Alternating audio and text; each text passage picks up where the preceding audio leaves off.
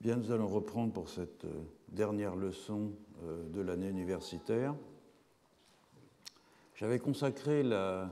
dernière leçon, la semaine dernière, à examiner un collectif analogiste andin, les Chipaya,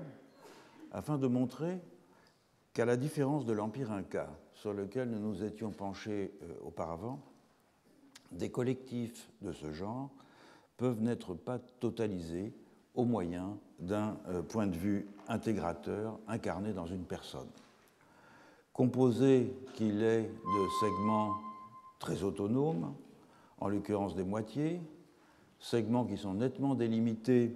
dans l'espace et regroupant un assemblage d'humains et de non-humains soigneusement distingués, le collectif Chipaya paraît composé d'éléments juxtaposés qui ne fonctionnent jamais comme un tout. Or, j'avais rappelé les analogies qui existaient entre cette disposition des oratoires que les habitants de Chipaya appellent des silos, les oratoires qui sont disposés le long d'alignements, et par ailleurs le système des seques de Cusco. Dans les deux cas, il s'agit d'un dispositif spatial regroupant dans des alignements, irradiant à partir d'un centre, à la fois des divinités et des lieux où on leur rend un culte, des séquences temporelles, historiques et calendaires, et bien sûr des ensembles spécifiques d'humains. Certes, à Chipaya, il n'y a personne au centre de ce réseau en étoile. Pas de roi divin pour représenter l'ensemble, pas d'inca pour servir de principe de totalisation. Mais il y a un site sacré, le Torre Malcu, la tour de l'église, au sommet de laquelle se réalise le seul rite qui réunit les deux moitiés de Chipaya. En ce sens, et pour modeste qu'elle soit, la tour de Chipaya constitue, tout autant que l'imposant temple du soleil de Cusco, le foyer d'un réseau de coordonnées et d'emboîtements qui fait tenir ensemble les segments d'humains et de non-humains du collectif, de telle manière que la totalité peut être représentée à partir d'un point de vue unique, même si c'est seulement une fois l'an, dans un rite auquel ne participe qu'une poignée d'officiants, mais dont le déroulement et la signification sont connus de tous. Et donc l'existence d'un agent humain pour synthétiser les singularités dont le collectif est composé, cette existence, elle n'est aucunement indispensable, pourvu que les rites de complémentarité qui se substituent à cet agent et le site central qui définit sa position continuent à jouer leur rôle de totalisation pour l'ensemble des éléments de ce collectif. La question que je voudrais aborder aujourd'hui est de savoir comment évoluent ces collectifs analogistes, andins, acéphales, dans le genre de Chipaya ou d'autres que nous avons évoqués lors de ce cours, comme Socaire dans le nord du Chili ou Macha en Bolivie, lorsque ces collectifs sortent de l'isolement relatif qui était le leur au moment où des ethnologues les ont décrits dans le dernier tiers du XXe siècle. Comment l'assemblage socio-cosmique d'humains et de non-humains qu'ils constituent peut-il se reconfigurer face à des régimes d'encadrement administratif, des formes d'exploitation de l'environnement, des ontologies politiques et des bouleversements écologiques qui transforment en profondeur leurs conditions d'existence. Mais aussi, comment les agencements analogistes traditionnels peuvent-ils être mobilisés comme des ressources pour s'opposer à la spoliation territoriale et à l'exploitation économique et contribuer en retour à construire des mobilisations cosmopolitiques alternatives aux mouvements sociaux plus classiques fondés sur les revendications d'autochtonie, les appartenances de classe ou la lutte contre la dégradation écologique. On ne sera guère surpris d'apprendre que cette mise à l'épreuve des collectifs analogistes dans la globalisation, c'est-à-dire leur rencontre au fond d'un macro-collectif dont ils découvrent soudain qu'il les englobe, cette mise à l'épreuve, elle touche au premier chef leurs usages de la terre. Non pas que les modes d'exploitation du territoire ou l'incidence des divinités locales dans les rapports à la terre se soient beaucoup modifiés. Bien au contraire. Dans le monde andin, l'archipel vertical demeure dans bien des cas le modèle dominant de distribution des segments du collectif, même s'il faut maintenant y ajouter une quatrième île écologique, aux trois qui constituent l'archipel vertical écologique andin classique, à savoir la ville. Je reviendrai sur cette question un peu plus tard. Quant aux non-humains invisibles, qui permettent d'enraciner ces segments dans des sites particuliers et de cimenter leur solidarité, ils sont toujours là, puissants et fantasques, quoiqu'il soit devenu beaucoup plus difficile de se concilier leur bienveillance. La transformation du rapport à la terre, elle vient au premier chef de ce que celle-ci, entendue comme système du monde et non comme ressource agricole ou pastorale, est à présent beaucoup plus imprévisible qu'avant, qu'elle exige un surcroît d'efforts pour que ses représentants locaux, les apous, les esprits des montagnes, les divinités des wakas, coopèrent entre eux et avec les humains et qu'ils continuent de favoriser leurs actions. Je me propose d'en regarder deux exemples. L'un dans lequel l'altération des cycles climatiques et donc la modification des formes concrètes de rapport à la Terre que cette modification provoque sont imputées aux divinités locales, courroucées par le manque d'égards dont elles sont victimes. L'autre exemple montre au contraire que les mouvements de mobilisation sociale peuvent inclure ces divinités et leur faire jouer un rôle de sujet politique en accord avec la place éminente qu'elles occupent dans le maintien des rapports de bonne intelligence entre les composantes humaines et non humaines des segments, rapports qui se voient soudain compromis lorsqu'un tiers extérieur intervient, en l'occurrence les entreprises minières transnationales omniprésentes dans le monde andin. Je vous mets ici la bibliographie que je vais utiliser aujourd'hui, en tout cas les références que je vais mentionner dans la leçon. J'ai choisi pour le premier exemple une population andine relativement isolée et quasi mythique, les Queros. Les Queros qui ont été rendus célèbres par une expédition de l'université de Cusco en 1955, qui les transforma en figure éponyme de l'authenticité autochtone et en dernier gardien, si l'on peut dire, du passé incaïque authentique, surtout après la publication du compte-rendu de l'expédition en publication en 1983 sous le titre « Quero, el último Ayllu Inca », le dernier Ayllu Inca. Il est vrai que les Queros sont restés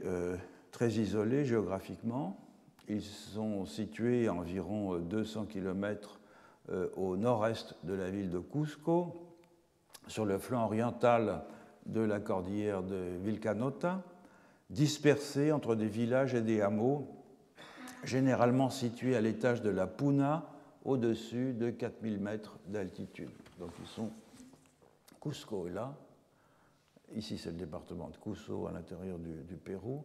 et les Queros sont situés ici. Et voilà une maison Kéros à l'étage supérieur de la Puna. Pourtant, l'éloignement des Kéros ne les avait pas protégés de la rapacité néocoloniale.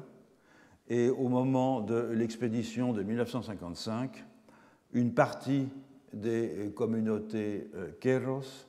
résidaient sur les terres d'une hacienda où ils étaient soumis à un régime d'exploitation de type féodal, puisqu'ils devaient travailler au moins une moitié de l'année au service du propriétaire pour avoir le droit de cultiver leur propre lopin de pommes de terre, un régime qui prit fin en 1964 lorsque la propriété de la terre fut transférée aux Kéros. Les Kéros ont suscité, depuis cette expédition de l'Université de Cusco de 1955, un intérêt constant de la part des ethnologues. On peut d'abord citer les deux grands noms de l'anthropologie andiniste péruvienne qui faisaient partie de cette expédition de 1955,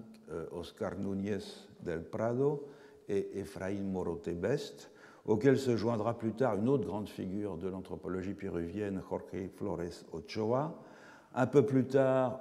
Thomas et Helga Müller dans les années 70, Peter Getzel dans les années 80, Jan Le Borgne et Holly Whistler dans les années 2000. Toutefois, ma source principale aujourd'hui sera l'enquête menée au début des années 2010. Je reviens à la bibliographie. Et je vous signale que la totalité de la bibliographie, en principe, devrait être maintenant sur le site,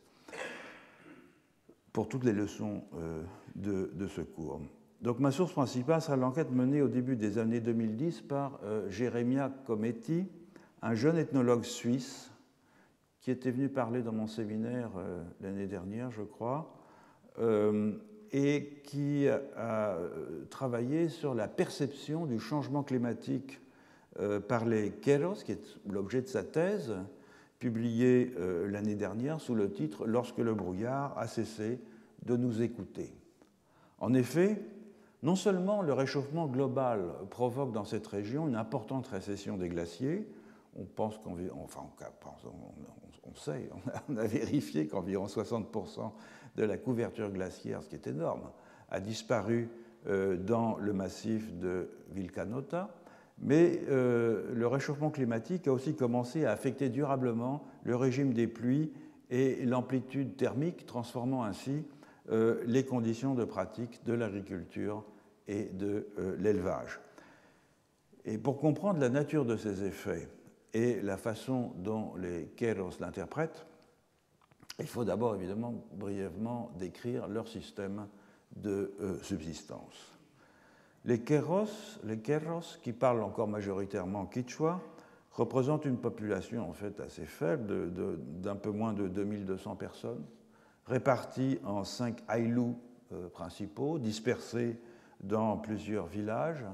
chaque aïlou constituant une communauté autonome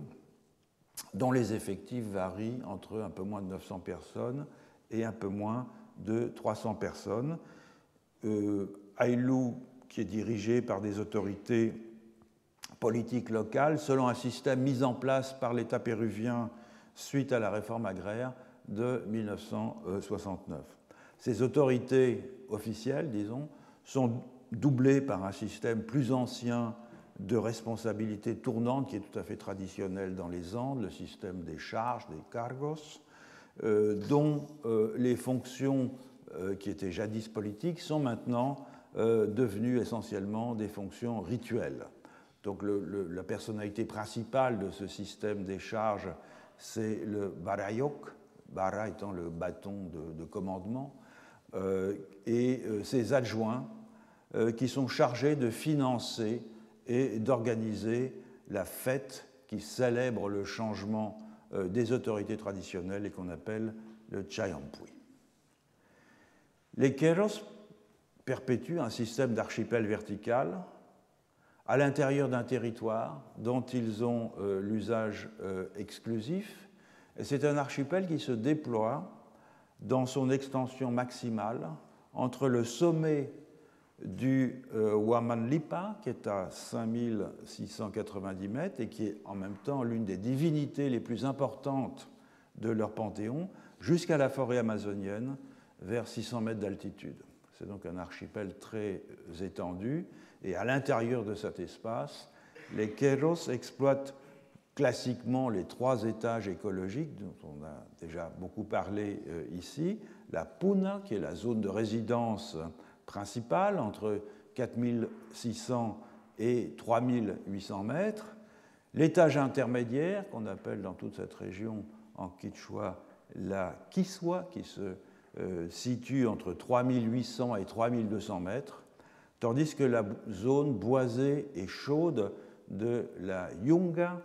se situe entre 2400 et 1400 mètres. Et chaque famille entretient des maisons dans chacun de ces étages,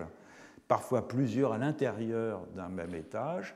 et mène ainsi une existence semi-nomade dictée par les cycles de transhumance du calendrier agropastoral. La partie haute de la Puna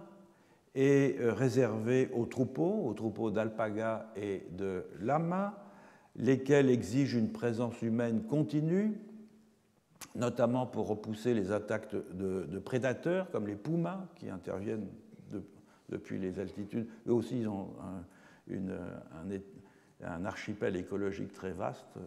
à la fois du nord au sud des Amériques et en altitude, puisqu'ils sont présents de la forêt amazonienne jusqu'aux étages les plus élevés de la Puna. C'est ce qui explique cette nécessité de veiller sur les troupeaux, la résidence permanente d'au moins quelques membres de la famille à cet étage, qui est particulièrement appropriée pour l'élevage, du fait de la présence de prairies de graminées dures comme l'ichu, qui prospèrent dans des sols qui sont à la fois bien drainés et en même temps protégés de la sécheresse par l'infiltration de l'eau des glaciers. C'est dans la partie la plus basse de la Puna, vers 3800 mètres, que les Queros cultivent la pomme de terre, et c'est une variété de pomme de terre qui s'appelle Roqui et qui est adaptée à l'altitude, mais aussi qui est employée pour faire le chuño. Ceux d'entre vous qui ont voyagé dans les Andes savent ce que c'est. C'est une pomme de terre déshydratée par une exposition alternée à un fort ensoleillement dans la journée et au gel nocturne. Et c'est un traitement qui permet de conserver la pomme de terre pendant plusieurs années. Dans l'étage intermédiaire de la Kiswa, les Queros cultivent plusieurs variétés de pommes de terre et des tubercules andins, et ils font pâturer quelques moutons, des bovins et des cochons, ainsi que les chevaux qu'ils utilisent pour le transport. Dans la Yunga, enfin, les Queros, c'est la partie la plus basse, les Queros cultivent le maïs et des tubercules tropicaux. Une autre île écologique est apparue récemment, c'est la ville de Cusco, et où des Queros ont migré et où la plupart d'entre eux se rendent à présent régulièrement pour vendre des produits artisanaux, généralement des textiles, pour travailler dans la construction et surtout afin de pratiquer des rituels chamaniques pour lesquels ils sont particulièrement appréciés des touristes. Et de ce point de vue, les touristes qui pullulent à Cusco constituent pour les Queros une nouvelle ressource stable, prévisible et saisonnière, conçue par eux comme étant au fond de même nature que les pâturages d'altitude ou les champs de maïs. Même les familles installées à demeure à Cusco maintiennent une résidence alternée, de sorte que l'on peut maintenant inclure la ville dans le cycle de nomadisme transhumant caractéristique de l'archipel vertical. Les membres les mieux considérés du collectif Queros, ceux qui justifient la présence des humains dans les lieux qu'ils habitent et qui contribuent à leur bien-vivre, sont les Apu, les grands, les anciens en quechua, c'est-à-dire les esprits qui résident dans les montagnes. L'Apu le plus important de la région de Cusco est sans doute l'Apu Ausangate, et il est le plus communément invoqué dans les rituels des Queros, suivi immédiatement par l'Apu Huamanlipa, qui domine leur territoire. Donc, voilà l'Apu Ausangate, avec vous voyez le glacier de l'Ausangate, avec le lac glaciaire au premier plan, et l'Apu Huamanlipa dans le lointain, au pied duquel, donc, ou plus exactement sur la crête qui mène auquel une offrande est en train d'être faite. Chacun des 5 Aïlous célèbre par ailleurs des Apu mineurs qui résident dans des montagnes de leur voisinage. Les moins importants de ces Apu mineurs, appelés Auki, habitant de simples collines. Les Apu sont donc des êtres qui protègent le monde, qui lui donnent un ordre, de sorte que, tout comme avec les Malku de Chipaya, il faut constamment travailler par le rite et par les offrandes à gagner leur bonne grâce, car leur bienveillance n'est pas acquise de façon automatique. Il arrive qu'ils deviennent indisposés à l'encontre des humains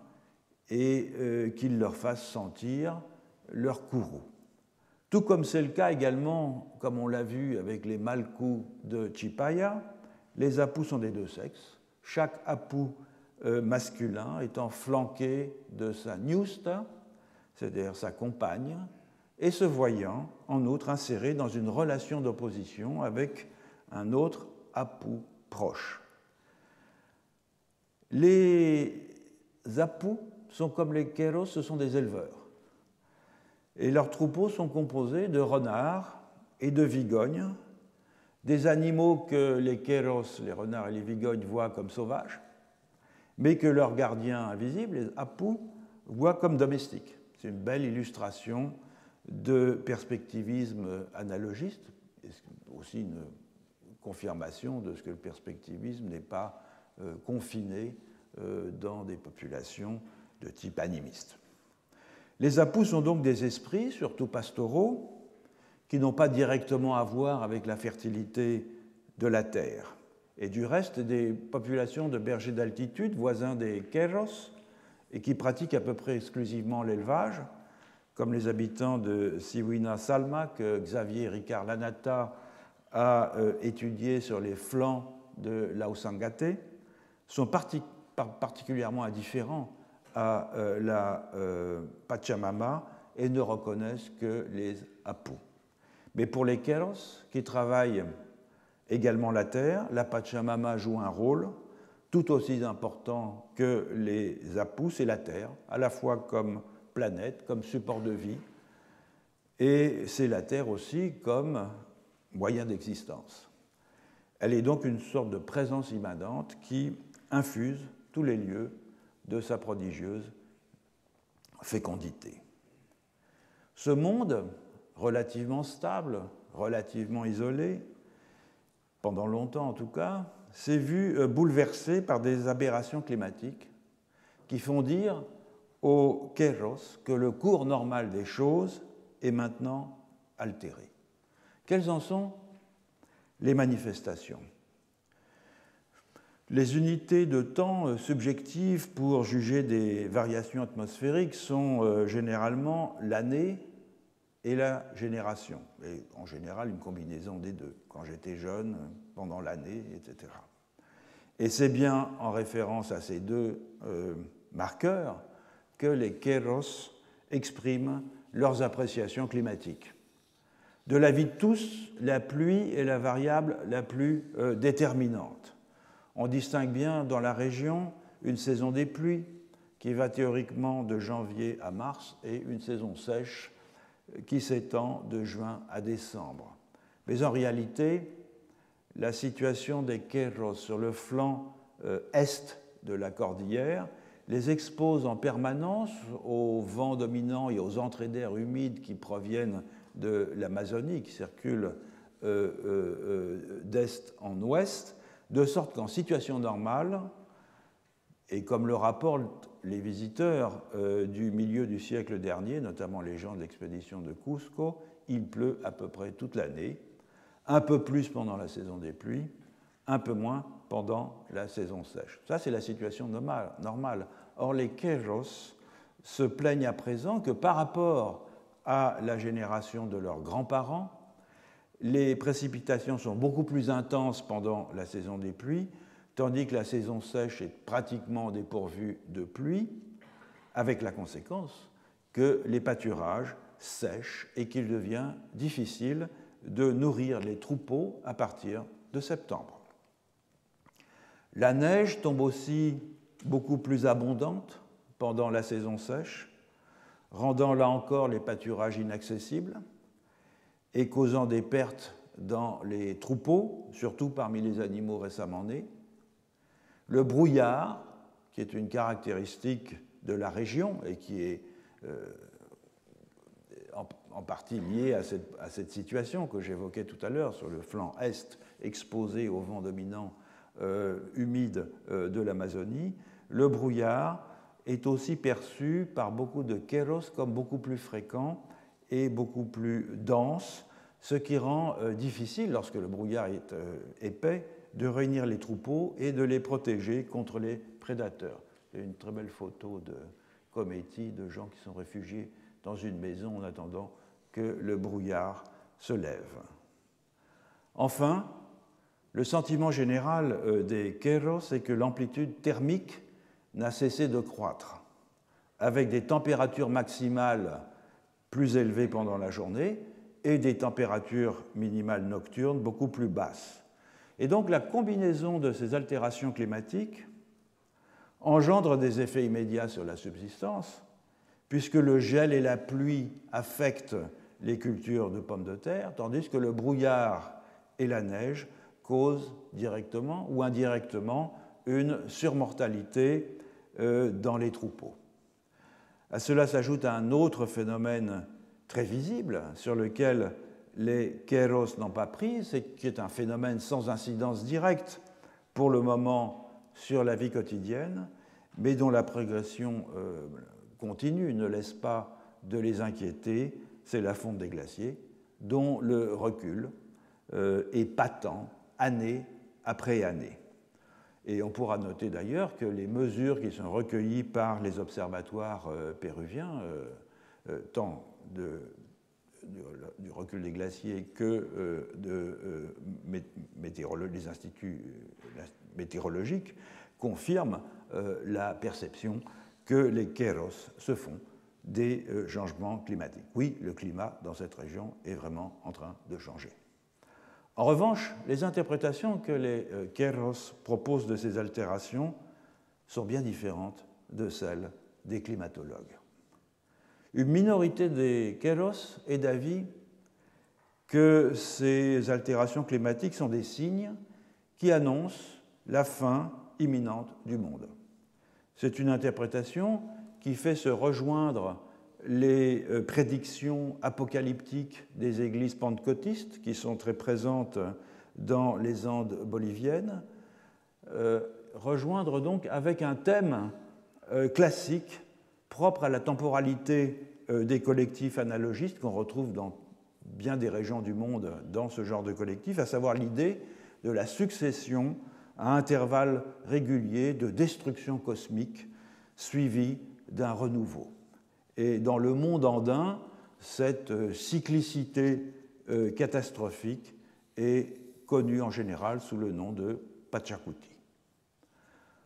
Toutefois, la majorité des Queyros est plutôt d'avis que les changements climatiques sont en effet de la dégradation de leur relation avec les divinités. Comme c'est en général la règle en pareil cas, ce sont les Queyros les plus âgés qui déplorent cette détérioration et qui attribuent à l'abandon des rites et des pratiques traditionnelles, le courroux des Apu et les bouleversements qu'il entraîne. Par exemple, le spécialiste rituel qui avait pour fonction d'appeler le gel ou la pluie, qu'on appelait l'Arawira, a maintenant disparu. Et en collaboration avec les chamans, sa mission était de consulter les Apu et la Pachamama, d'observer les étoiles, d'observer les cycles météorologiques, de façon tout à la fois à prévoir le temps et à influer sur lui au bénéfice de la communauté. Il était nommé par les plus sages, il était un médiateur au fond entre les kéros, les divinités, et les phénomènes atmosphériques. De façon plus générale, la différence des Apu et de la Pachamama au sort des kéros viendrait de la quasi-disparition des grandes cérémonies collectives sous la houlette des chamans, le Liakta Ampui, guérir le village, le Papa Ampui, guérir la pomme de terre, le Sara Ampui, guérir le maïs. Mais elle viendrait aussi de ce que la majorité des chamans contemporains sont vus par les kéros comme des charlatans, des amateurs, tout juste bons à soutirer de l'argent aux touristes crédules et bien incapables de communiquer réellement avec les divinités du lieu pour obtenir leur concours dans les activités de subsistance. Alors il faut s'attarder un moment sur la nature des liens que les kéros entretiennent avec les divinités de la terre pour mieux comprendre ce qui se passe quand ces liens se distendent. Le terme qui, en quechua, revient le plus régulièrement dans la bouche des kéros pour désigner la relation qu'ils s'efforcent de tisser avec les occupants non humains du monde est Aini, A-Y-N-I. Aini que l'on peut traduire par réciprocité. C'est à la fois un état d'esprit et un devoir qui s'applique évidemment au rapport de solidarité que les humains doivent maintenir entre eux, mais qui qualifie aussi la philosophie de l'échange, réputée gouverner les rapports entre tous les êtres animés. Elle concerne au premier chef les offrandes, appelées des spachos, que les kéros font aux esprits Apu et à la Pachamama. Ces offrandes, ces despachos, sont surtout composées de nourriture, de coca et d'alcool. Et elles sont conçues comme un retour pour ce que les humains ont reçu grâce à l'intervention de ces divinités. Et ce mouvement d'échange connaît deux temps forts, qui sont la fête du Falchai, qui se déroule pendant le carnaval, et les cérémonies du 1er août. La fête du Falchai, appelée ainsi en référence au nom d'une gentiane qui éclot au début du mois de février, célèbre surtout la fertilité des alpagas et des lamas. Vous voyez que, outre les offrandes, les kéros manifestent une piété, une ferveur dans la célébration des Apu. Tout le monde revêt des habits neufs que les femmes viennent d'achever de tisser. On donne à boire de la chicha, donc de la bière de maïs, aux lamas mâles. Les femmes chantent en leur honneur, accompagnées à la kena par les hommes. On prie devant des mottes de gazon qu'on a empilées près des maisons pour encourager la croissance des pâturages. Et surtout, on rend hommage aux Apu, voilà ce que représente la photo, et à la Pachamama par des offrandes, en leur demandant d'assurer la fécondité des troupeaux. Les cérémonies du 1er août, elles, sont plus particulièrement destinées à favoriser l'agriculture. La tradition veut en effet que la Pachamama se réveille à cette date, ce qui est l'occasion de lui faire des offrandes, des despachos, ainsi qu'aux apus. Les chamans invitent les esprits à boire de l'alcool avec eux. Ils mélangent parfois l'alcool avec de la terre, de façon à l'ingérer ensuite, à ingérer matériellement ce que l'on pourrait appeler le génie du lieu, et incorporer ainsi l'assistance et la collaboration que les divinités de la terre et des montagnes leur dispensent. Ce jour-là, certains Keros montent aussi jusqu'à un lac glaciaire au pied de l'Ausangate, on en a vu une image au tout début, mais ils sont de moins en moins nombreux à le faire. Et comme le dit un informateur de Kometi à cette occasion, je le cite, « Si tu vas aujourd'hui, c'est donc le 1er août, le jour où les gens se rendent auprès de ce lac, si tu vas aujourd'hui à Cusco, tu y trouveras des dizaines de chamans Keros. Au lieu d'être ici, à honorer l'Apu Ausangate, ils préfèrent se faire de l'argent avec les touristes. » La réciprocité, Aini, n'est pas seulement ce qui devrait régir les relations entre humains et les relations des humains avec les divinités, elle est aussi caractéristique des rapports avec les plantes et les animaux et des rapports de ceux-ci entre eux. Ainsi, par exemple, il faut respecter des règles dans la culture et la préparation de la pomme de terre, comme par exemple de soigneusement séparer, lorsqu'on les pèle, les peaux vivantes, c'est-à-dire crues, des peaux mortes, c'est-à-dire cuites, en échange de quoi, les traitements et la considération qu'on porte aux pommes de terre, elles poussent en abondance et se laissent manger. Les peaux crues, elles sont encore imbues de sami, qui est la force vitale, et elles n'aiment pas voisiner avec les peaux cuites qui l'ont perdu. Mais évidemment, c'est dans le rapport avec les animaux d'élevage que, au premier chef, les alpagas et les lamas, que la réciprocité est la plus décisive. Par exemple, lorsqu'on tue un animal pour un sacrifice qui est généralement le plus beau du troupeau, que chacun sélectionne, que chaque chef de famille sélectionne dans son troupeau, les Kéros lui donnent à boire de la chicha, de la bière de maïs, et lui expliquent que sa participation à la festivité est nécessaire, puis il danse avec sa peau encore ensanglantée afin d'intérioriser la souffrance qu'il a ressentie. Et de fait, tous les êtres individualisés, les humains, les animaux, les plantes, mais aussi les pierres, le brouillard ou les rivières, sont vus comme animés par cette force vitale appelée Sami. Et les rites nombreux auxquels s'adonnent les Kéros ont tous pour fonction, en dernière instance, de faire circuler le Sami. Dans le cas du sacrifice de l'alpaga, le kalpa, c'est-à-dire l'intensité de l'échange de Sami, est dite tellement forte que la réciprocité avec l'animal est complète. Alors, il ne s'agit pourtant pas d'un rapport interpersonnel, auquel cas on serait en régime animiste, c'est-à-dire d'un rapport d'un individu humain avec un individu non humain, chacun doté d'une intériorité spécifique. Il s'agit d'une relation entre un humain et ce que l'on pourrait appeler l'esprit collectif de l'espèce. Donc c'est un destinataire pluralisé à qui les rites de transfert de force vitale sont destinés. Or, beaucoup de Kéros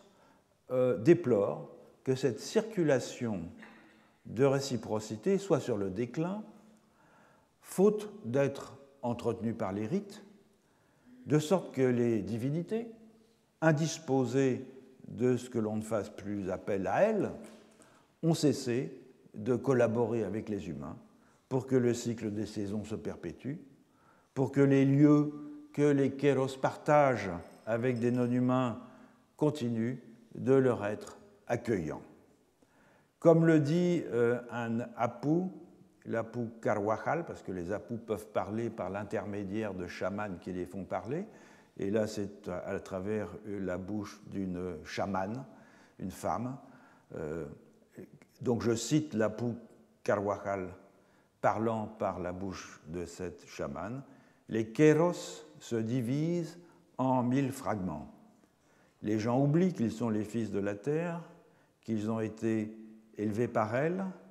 Ils oublient de perpétuer la relation d'Aini, donc de réciprocité, avec la Pachamama et les Apu. Alors notons cette remarque.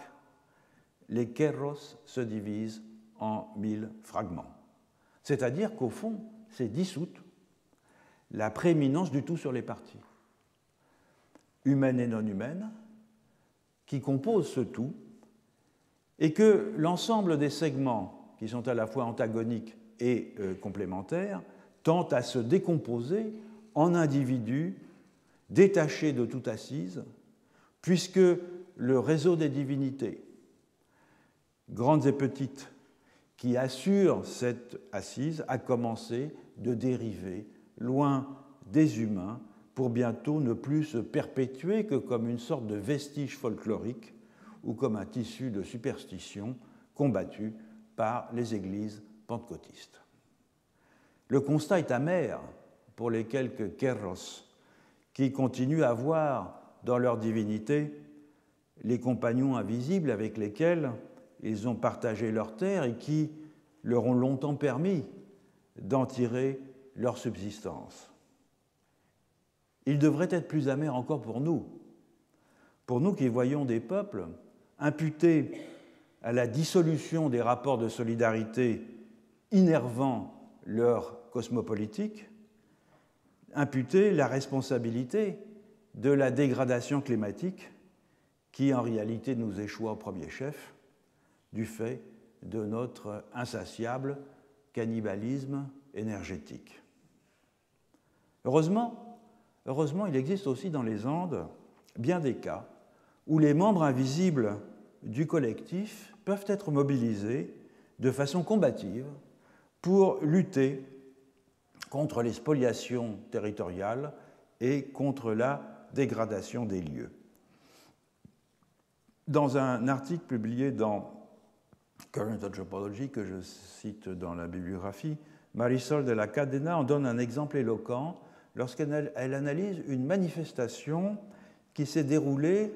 en décembre 2006 sur la place principale de Cusco, la Plaza de Armas. Une manifestation qui s'était réunie contre un projet minier affectant une montagne. Les manifestants venaient pour l'essentiel des villages indigènes situés sur les flancs de la chaîne de l'Ausangate, dans cette cordillère dont on a vu qu'elle est tenue par tous les Amérindiens de la région de Cusco comme la divinité la plus importante, celle dont l'action négative comme positive est la plus décisive dans la vie des gens. Alors les manifestants, ils protestaient contre le projet de concéder des droits d'exploitation à une entreprise minière sur un mont qu'on appelle le mont Sinacara, qui est l'un des pics de la cordillère de l'Ausangate et qui abrite aussi un sanctuaire érigé au pied d'un glacier où se déroule tous les ans au mois de mai un pèlerinage immensément populaire dans les Andes péruviennes qu'on appelle le Coyuriti et qui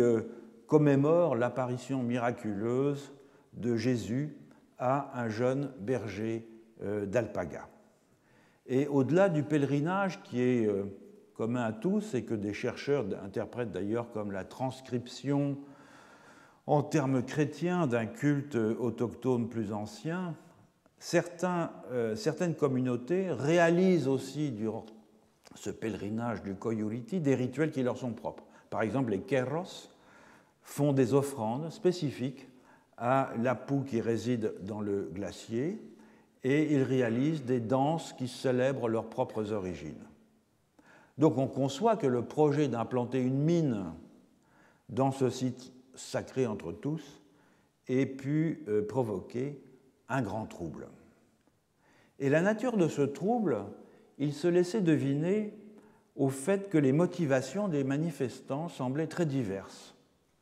Tandis que certains manifestants arboraient les calicots classiques des mobilisations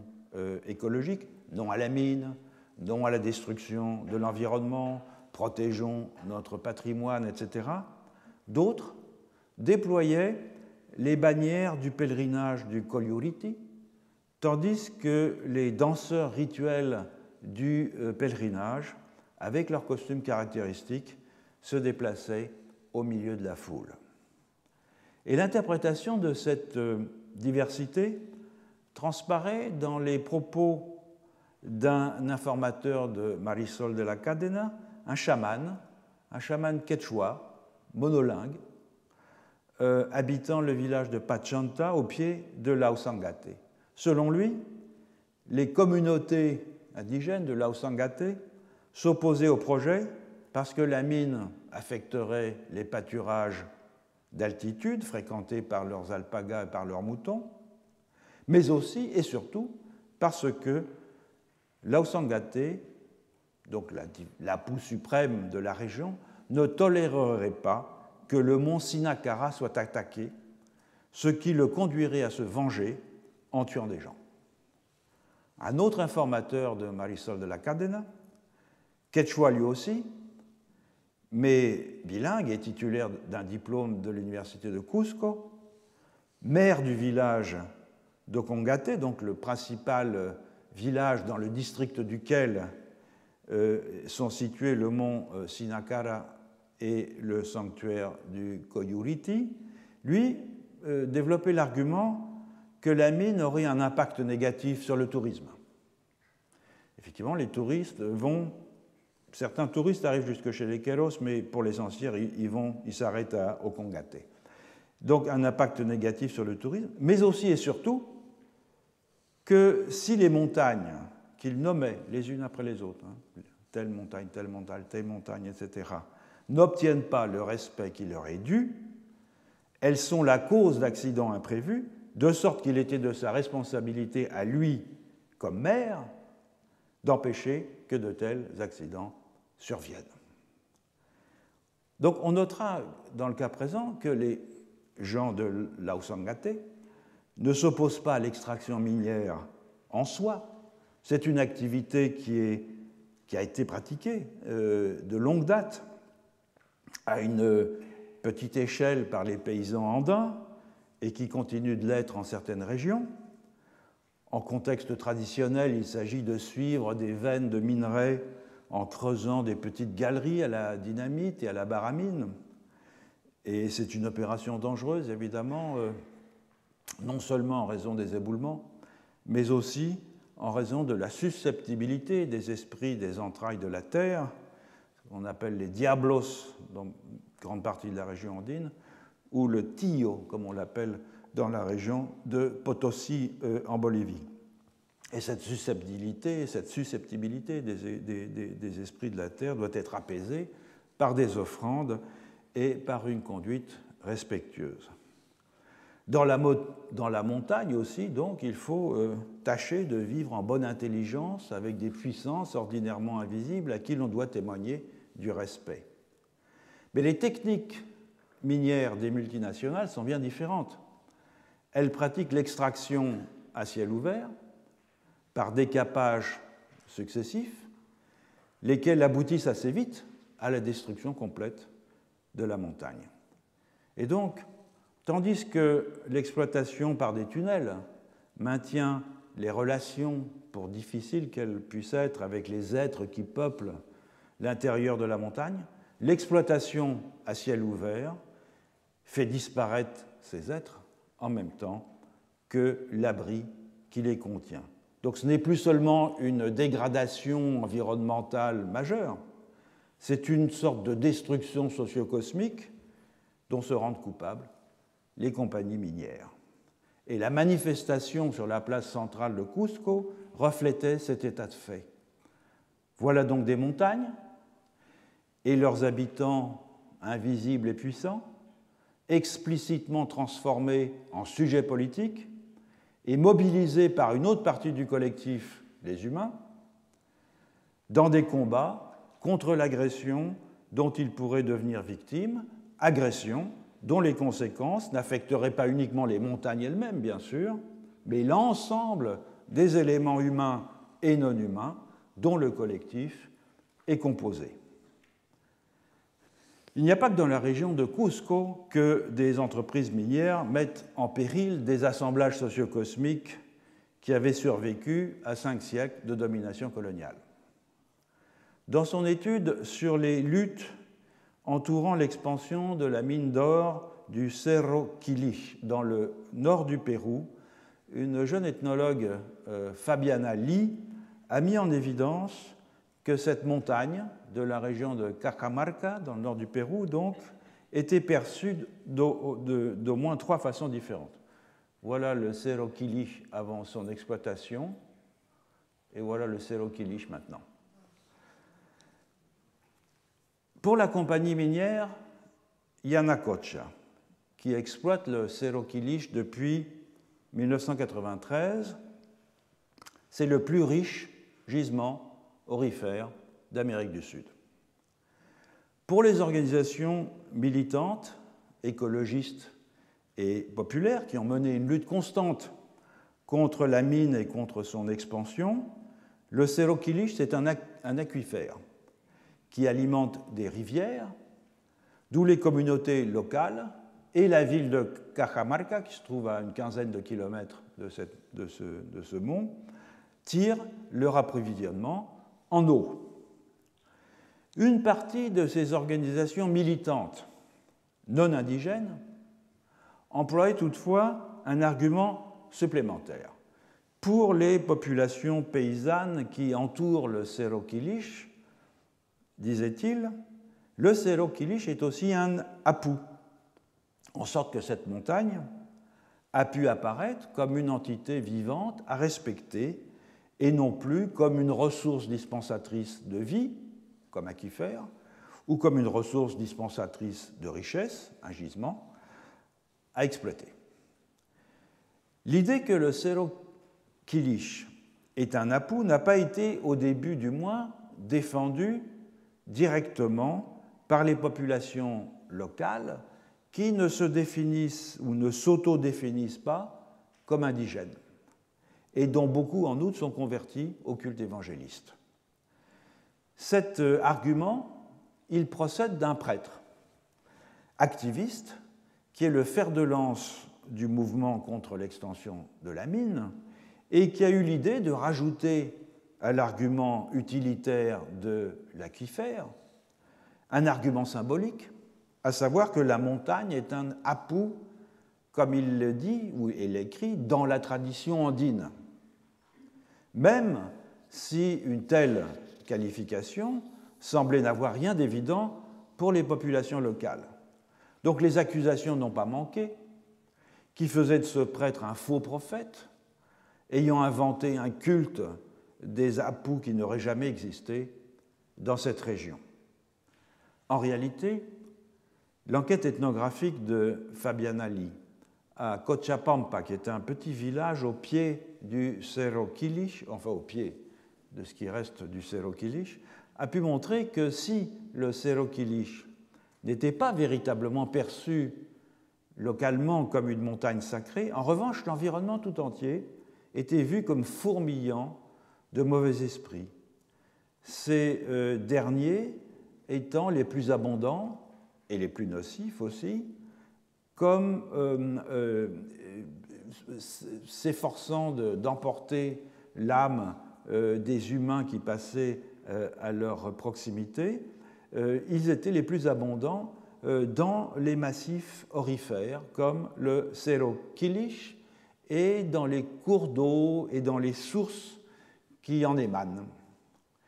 Donc le statut ontologique de cette montagne, il est très instable, il est circonstanciel. C'est un gisement d'or,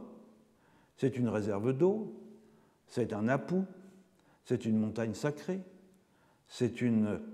ressource, c'est un abri pour des esprits maléfiques, et aucune de ces stabilisations provisoires sous l'un ou l'autre de leurs avatars lors des affrontements autour de la mine ne dévoile une dimension qui serait plus vraie ou plus authentique qu'une autre. Elle révèle simplement une autre façon pour cette montagne de devenir un sujet politique en coalescence avec d'autres agents politiques, à chaque fois distincts, car à chaque fois mobilisés, coalisés dans un collectif dont le contenu, dont la composition est différente. Alors, Marisol de la Cadena, empruntant un terme à la monographie de Catherine Allen sur une communauté qui est non loin de Cusco, la communauté de Sonco, propose d'appeler ces entités humaines, comme le Cerro Quilich, comme l'Ausangate, et comme tous ces êtres des lieux, de ces divinités des lieux, des Tiracuna. Tiracuna, c'est un mot hybride qui est composé de l'espagnol tierra et du suffixe pluralisant quechua, cuna, et qu'elle traduit, Marisol de la Cadena, en anglais par earth beings, c'est-à-dire des êtres de la terre. Et la cosmopolitique des collectifs analogistes andins réintègre donc maintenant les êtres de la terre dans sa pratique et à la stupéfaction tant de la gauche léniniste péruvienne que des modernisateurs de droite et de gauche. Elle confère cette cosmopolitique à ces êtres une position éminente dans les combats que les communautés autochtones mènent contre le modèle de développement néolibéral que l'État entend promouvoir. Alors c'est seulement depuis une dizaine d'années que des analystes découvrent que la cosmopolitique des collectifs andins, telle qu'elle s'exprime dans les luttes contre, en particulier, l'exploitation minière, ne correspond guère au modèle classique des mouvements sociaux paysans animés par le désir de récupérer des terres et de combattre l'injustice des rapports marchands ou par des revendications, disons, d'autochtonie et d'autonomie culturelle. Et pourtant, l'hybridité de cette cosmopolitique, c'est-à-dire la combinaison qu'elle opère entre des objectifs concernant, en apparence, le seul bien-être des humains et, d'autre part, la volonté de transformer en sujet politique un grand nombre des membres non humains du collectif, cette hybridité, elle était déjà présente dans les luttes très dures des années 1960 qui ont mis aux prises dans toute la région andine des grands propriétaires terriens soutenus par les forces répressives des États et puis des communautés indigènes désireuses d'accéder à la terre et que leurs alliés de la gauche marxiste-léniniste urbaine voyaient comme des paysans révolutionnaires.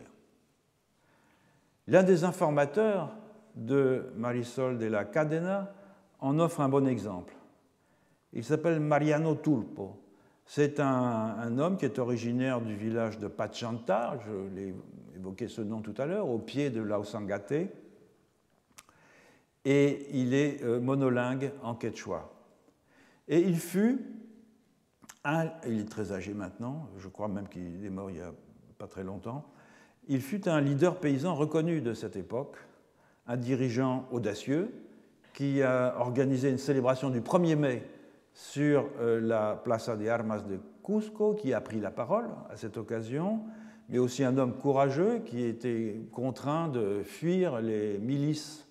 des latifondiers en se cachant pendant des semaines dans les grottes qui abondent dans le massif de l'Ausangate. Mais c'était aussi un chaman, Pampamisayuk, c'est-à-dire c'est l'un des degrés les plus élevés de la hiérarchie des chamans dans cette région et qui avait donc pour mission aussi de faire l'intermédiaire avec les Tilicuna, avec les êtres de la terre avoisinant son village.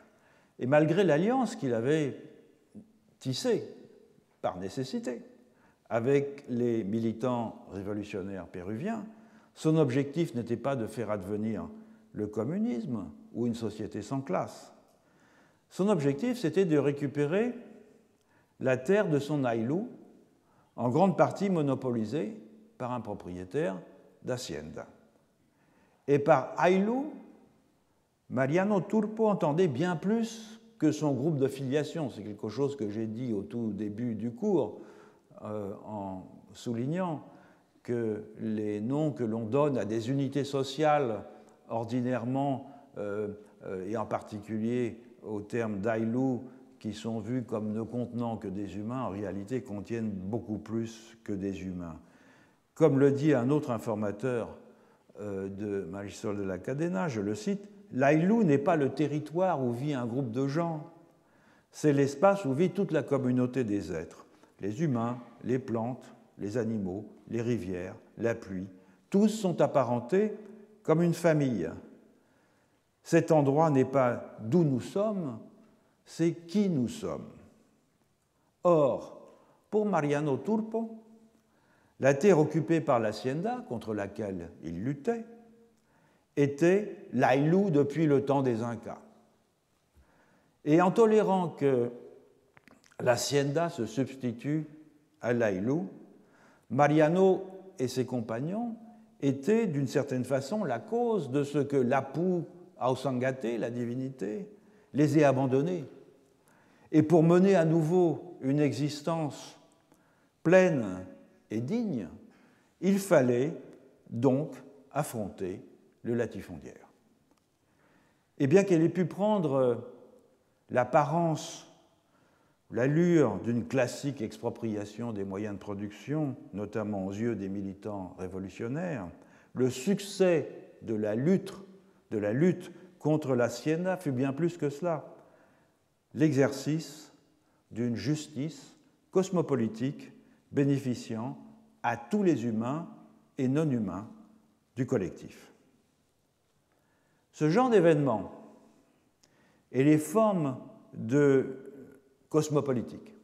que nous avons examinées cette année, depuis le roi sacré Xiluk jusqu'au système des Seques à Cusco, exigent une redéfinition de la politique qui donne à ces assemblages d'humains et de non-humains et aux conflits qui les traversent une expression qui ne leur est pas vraiment encore reconnue en dehors des genres de manifestations que je viens d'évoquer et de quelques cercles savants. Comme l'a bien montré Jacques Rancière dans son maître livre La Mésentente, la politique moderne a exigé, pour se déployer, bien plus que des divisions entre humains, donnant lieu à des affrontements ou à des débats. Elle s'est fondée en réalité sur une partition du sensible entre l'humanité et la nature qui caractérise l'ère moderne, ou ce qui revient en même, ce que j'ai appelé, moi, le naturalisme. Cette partition fut, pendant longtemps, organisée de façon hiérarchique entre ceux qui ont plus d'humanité et moins de nature, les Européens, les hommes, les adultes, les lettrés, les possédants, et ceux qui ont moins d'humanité parce qu'ils ont plus de nature, les sauvages, les enfants, les femmes, les fous, les travailleurs, étant entendu, évidemment, que les premiers devaient avoir une prééminence politique sur les seconds. Mais cette répartition, elle a eu aussi pour effet que les mondes qui ne se conforment pas à cette division hiérarchique parce qu'ils ne sont pas organisés autour d'une distinction entre l'humanité et la nature, eh bien ces mondes n'existent pas. Ils n'existent pas sur le plan politique, du moins. Et pourtant, une autre conception de la politique est possible. C'est celle précisément dont Rancière se fait l'avocat lorsqu'il écrit, je le cite, « La politique n'est pas faite de rapports de pouvoir, elle est faite de rapports de monde. » Ce qu'il entend par là, d'une part, c'est que les rapports de pouvoir existent partout et dans toutes les sphères de la vie, de sorte que l'on voit mal pourquoi l'expression de ces rapports relèverait de la seule politique. Mais c'est aussi qu'un sujet politique, ce n'est pas un groupe qui prend conscience soudain de lui-même, qui se donne une voix, qui impose son poids dans la société, c'est un opérateur qui joint et disjoint les régions, les identités, les fonctions, les capacités existant dans la configuration d'une expérience donnée. En ce sens, n'importe quel opérateur, humain ou non humain, est capable de devenir un sujet politique s'il parvient à mettre ensemble des choses qui n'étaient pas, au départ, liées par des connexions intrinsèques, notamment parce qu'elles ressortissent en apparence à des régimes ontologiques différents. Lao Sangaté est un sujet politique, parce qu'il connecte des humains, des champs de pommes de terre et des troupeaux. Le roi sacré Mundang est un sujet politique, non pas parce qu'il exerce un maigre pouvoir sur ces sujets, mais parce qu'il connecte la fertilité de la terre et l'autonomie des clans. La tour de l'église de Chipaya est un sujet politique, parce qu'elle connecte, une fois l'an, deux moitiés autrement séparées, avec l'ensemble des conditions qui rendent leur cohabitation possible. Et donc, en ces temps où l'idée même de politique s'est affadie, pour ne plus désigner que des techniques de gestion des humains, l'exemple des collectifs que nous avons examinés cette année nous rappelle que d'autres formes de composition des mondes sont possibles, qu'il ne tient qu'à nous de prendre en compte afin de créer les cosmopolitiques nouvelles que le moment présent exige avec urgence. C'est aujourd'hui la dernière leçon, je l'ai dit, et je vous donne donc rendez-vous à l'année prochaine où nous continuerons à parler de ces questions. Merci.